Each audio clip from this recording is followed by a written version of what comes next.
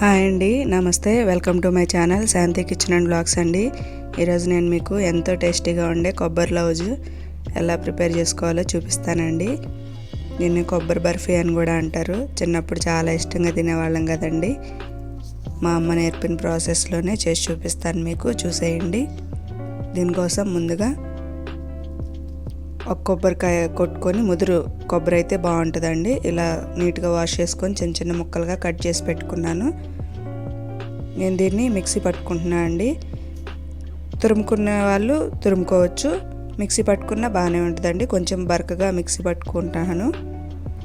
చూడండి, ఇలా మిక్సీ జార్లో వేసుకొని కొంచెం బరకగా మిక్సీ పట్టుకున్నాను. తురిమినట్టే వస్తుందండి లైట్గా. చూడండి, ఒక బౌల్కి వచ్చింది నేను తీసుకున్న కొబ్బరి. ఇప్పుడు పొయ్యి మీద ఒక మందపాటి పాడిని పెట్టుకొని ఒక కప్పు కొబ్బరి తురుము అయింది కదండి మనకి. ఆ కప్పుకి సేమ్ అదే కప్పు కొలతలో షుగర్ తీసుకోవాలండి. ఒక కప్కి కొబ్బరి తురుముకి ఒక కప్పు షుగర్ ఈక్వల్ క్వాంటిటీ సరిపోతుందండి. ఇలా పొయ్యి మీద బాండీలో షుగర్ వేసుకొని లైట్గా వాటర్ వేసుకోవాలండి. షుగర్లోకి నీట్గా కలుపుతూ షుగర్ అంతా కరిగే వరకు కలుపుకుంటూ ఉండాలి. చూడండి, ఇలా మిక్స్ చేసుకోవాలి. మంచిగా కరిగిపోయిందండి. ఇప్పుడు లైట్గా తీగ పాకం వస్తుందండి. జస్ట్ చూడండి, అలా చూస్తే లైట్ తీగ పాకము.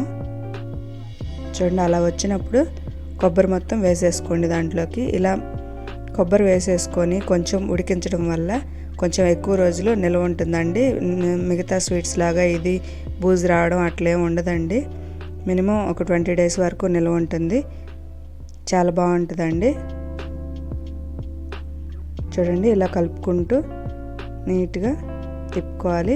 ఇప్పుడు దీంట్లోకి ఒక 5-6 యాలకులు దంచి వేసుకోవాలండి.